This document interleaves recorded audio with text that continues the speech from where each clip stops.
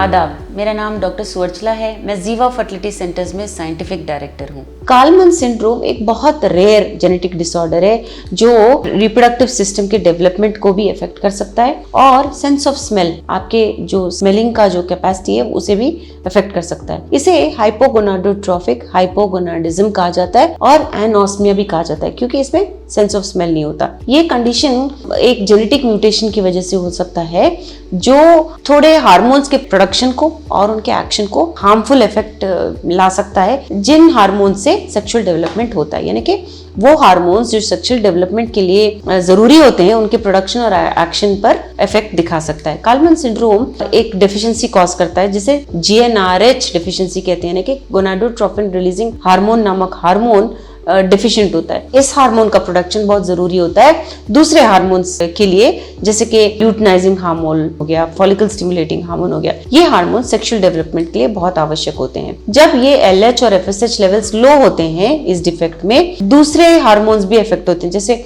Testosterone और oestrogen.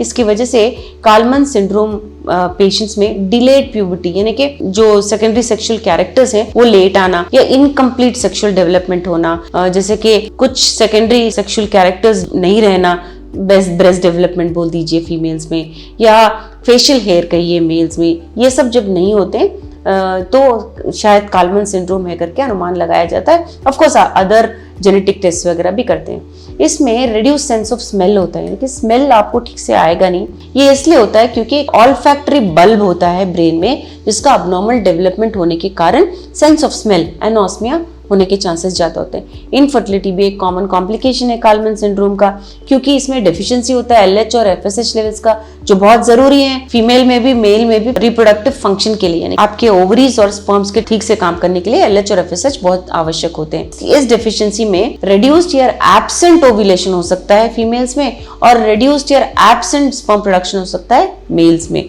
इसकी वजह से कालमन सिंड्रोम पेशेंट्स को नेचुरली कंसीव करना मुश्किल हो जाता है। अक्सर ट्रीटमेंट द्वारा इन कालमन सिंड्रोम पेशेंट्स को सक्सेसफुल प्रेगनेंसीज हो सकते हैं। इन ट्रीटमेंट्स में हार्मोन रिप्लेसमेंट थेरेपी कॉमन होता है। जो मिसिंग हार्मोन है जैसे कि टेस्टोस्टेरोन हो गया, ईस्ट्रोजन हो गया, अगर ये मिसिंग है तो इन हार्मोन्स को एक्सटर्नली दिया जाता है, जिसकी वजह से प्यूबर्टी को इंड्यूस किया जाता है, जैसे कि पीरियड्स का आना या स्पर्म का प्रोडक्शन होना, सेक्सुअल डेवलपमेंट होना इन हार्मोन्स के रिप्लेसमेंट के साथ हो सकता है। औरतों में ये जब हार्मोन थेरेपी किया जाता है तो ओव्यूलेशन भी ठीक किया जा सकता है। इनमें एग रिलीज होना मुश्किल होता है, मगर जब हम हार्मोन थेरेपी देते हैं तो दोबारा से इनका ओव्यूलेशन हो सकता है, जिससे इनके चांस ऑफ सक्सेस बढ़ सकते हैं। कुछ अवसरों पर IVF या ICSI भी सजेस्ट किया जाता है, जिससे इनके सक्सेस रेट बढ़ जाते हैं। इसके बारे में और जानकारी के लिए अवश्य जीवा फर्टिलिटी सेंटर्स आइए। धन्यवाद। हमने इस वीडियो बनाने के लिए बहुत मुशक्कत की है। मेहरबानी करके हमें लाइक और सब्सक्राइब जरूर कीजिएगा। शुक्रिया।